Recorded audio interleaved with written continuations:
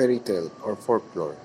A fairy tale, wonder tale, magic tale, or marchen is an instant of folklore genre that takes the form of short story. Such stories typically features entities such as dwarfs, dragons, elves, fairies, giants, gnomes, goblins, griffins, mermaids, talking animals, trolls, unicorns, or witches, and usually magic or enchantments. In most cultures, there is no clear line separating myth from folk or fairy tale. All these together form the literature of pre-literate societies. Fairy tales may be distinguished from other folk narratives such as legend, which generally involve belief in the veracity of events described, and explicit moral tales, including these fable. The term is mainly used for stories with origins in European tradition and at least in recent centuries. Most relates to children literature. Philippines.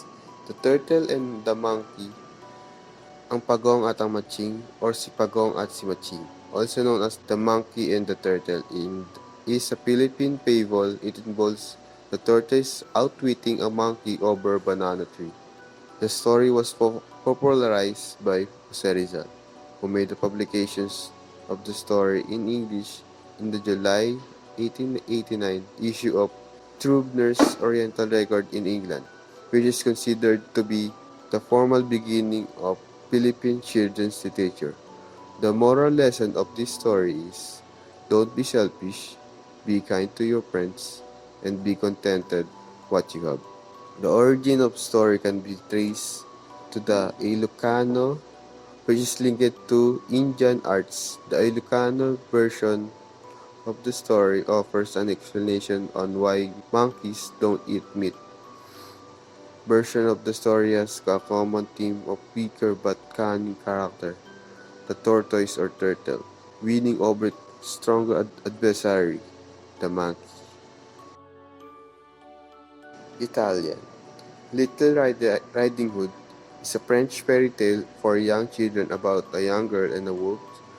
The story comes from a folk tale, which means that it was a spoken story for a long time before it was written story.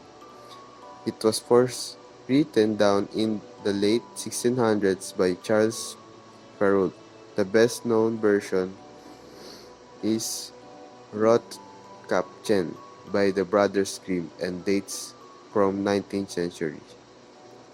The Little Riding Hood seems to have been told for centuries in different countries.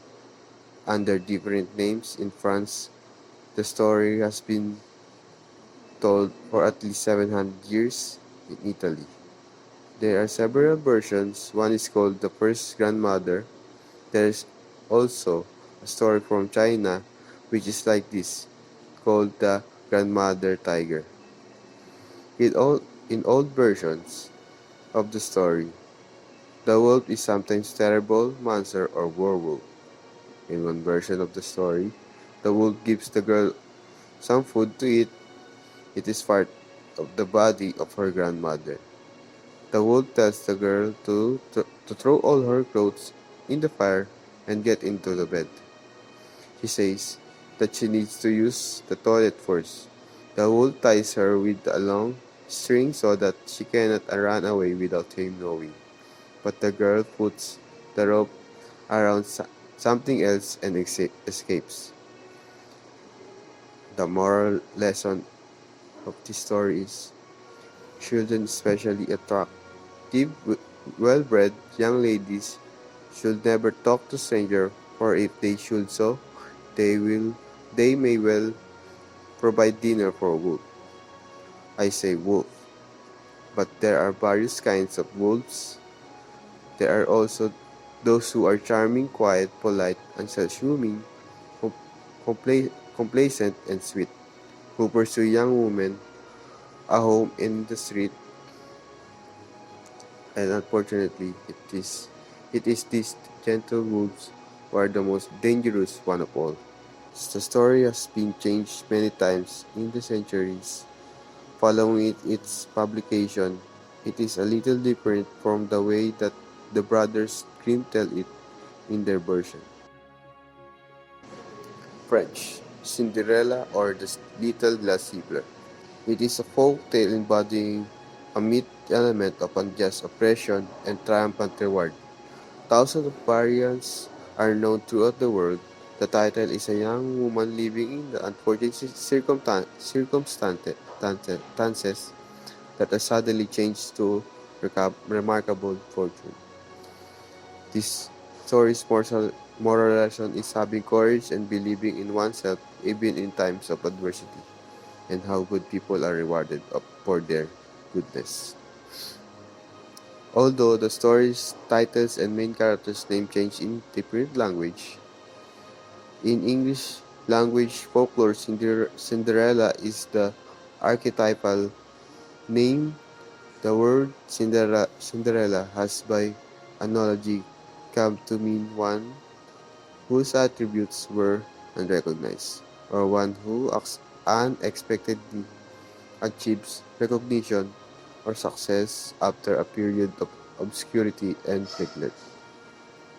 The still popular story of Cinderella continues to influence popular culture internationally, lending plot enemies, allusion, and tropes to a wide variety of media.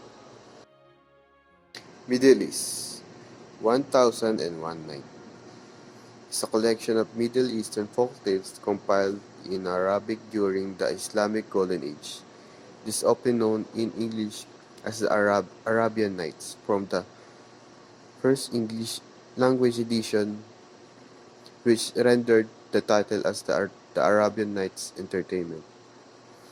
The work was collected over many centuries by various authors, translators, and scholars across West, Central, and South Asia and North Africa. Some tales themselves trace their root back to ancient and medieval Arabic, Persian, Indian, Greek, Jewish, and Turkish folklore and literature. In a particular, many tales were originally folk stories from the Abbasid and Mamluk eras, while others, especially the frame story, are most probably drawn from the, the Pahlavi Persian work, which is turned relied party on Indian elements. Germany, Pied Piper of Hamelin. The Pied Piper of Hamelin is the titular character of a legend from the town of Hamelin. In Lower Saxony, Germany, the legend dates back to the Middle Ages. The earliest reference describing a piper dressed in multicolored clothing who was a rat catcher hired by the town to lure rats away with his magic pipe. When the citizen refused to pay for this service, he retaliates by using his